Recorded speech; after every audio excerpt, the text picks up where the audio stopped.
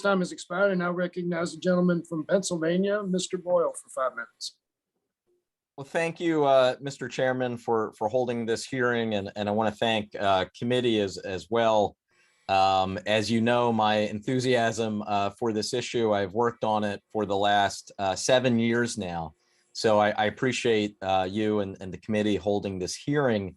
And as Steny Hoyer, Leader Hoyer already previewed, I thank you as well as Senate Majority Whip Durbin for joining me to co-author and introduce the Debt Ceiling Reform Act, which we introduced yesterday.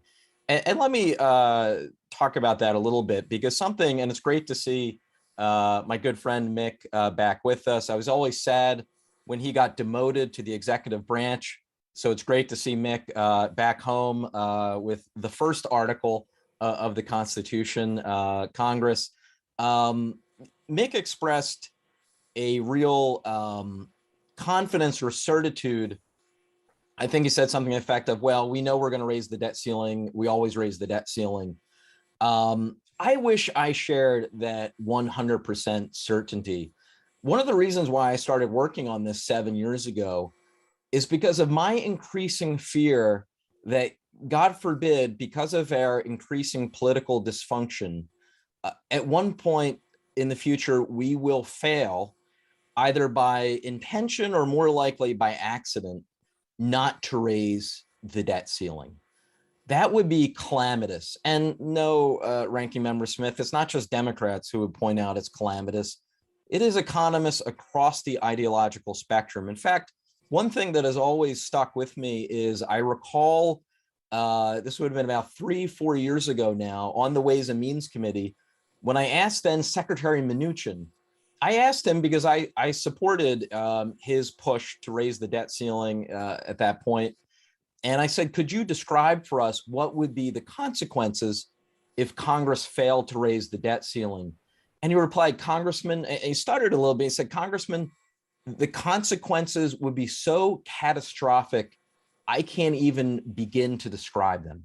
That was Donald Trump's Secretary of the Treasury. And indeed, every Treasury Secretary of my lifetime of both parties has pushed for raising the debt ceiling. So, Dr. Shiner, I'll ask you, and just let me, actually, before I turn to Dr. Shiner, let me explain real quick about my legislation, the Debt Ceiling Reform Act.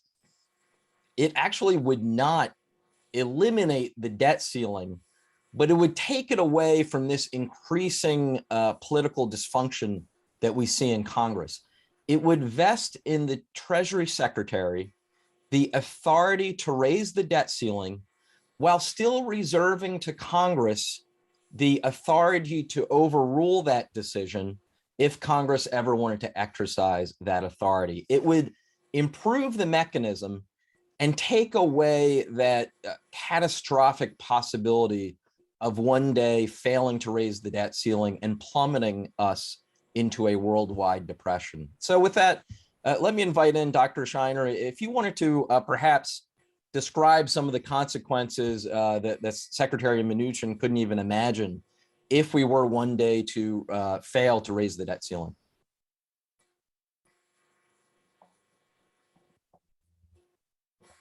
So back in last fall, I totally agree with you. I was not 100% sure that we were going to raise the debt ceiling in time. It seemed like possible that actually we would step into the breach. And we thought quite carefully. I wrote something with my colleague, Wendy Edelberg, about what would happen if that occurred.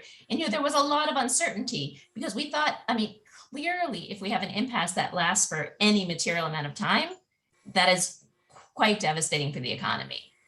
If it turns out that, that the federal government has to keep delaying payments, then that means that the federal government is spending much less than what it was before, and people's incomes are down, and that in itself has been projected to cause a recession. So the Federal Reserve has done projections. They did projections in 2011. They thought a month impasse would cause a short recession. What we really don't know is what it would look like, because Treasury had a plan in 2011 that people thought they'd follow again, which is that they'd still pay principal and interest, but they would just delay payments to everybody else. They would just wait until they had enough cash. Yeah, And Dr. Schott, just because I only have 9 seconds left, Yeah. perhaps you'll get a chance to expand upon that with someone else. So let me just conclude with this. And I say sincerely to my Republican colleagues on this committee, I think the idea that I've come up with, it is not inherently liberal or conservative or Democratic or Republican. It would give Treasury secretaries of both parties this authority. And I think it's a responsible mechanism, far better than the one we have. So I would encourage my Republican colleagues to take a look at it, to contact me if they would like to be supportive, if they'd like to offer suggestions. I do think this is something that we need to fix before it's too late. Thank you, Mr. Chairman.